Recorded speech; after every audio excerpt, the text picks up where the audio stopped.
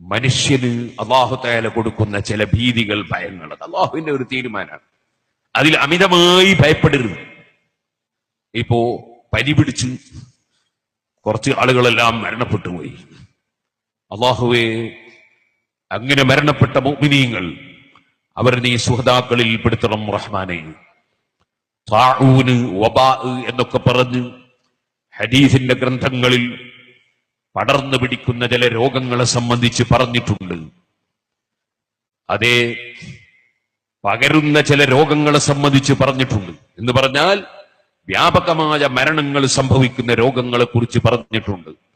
അത്തരം രോഗങ്ങൾ കൊണ്ട് മരിക്കുന്നവരെ സംബന്ധിച്ച് നബി സല്ലല്ലാഹു അലൈഹി വസല്ലം തങ്ങൾ അവര് ശുഹദാക്കളിൽപ്പെട്ടവരാണെന്നാണ് പറഞ്ഞത്.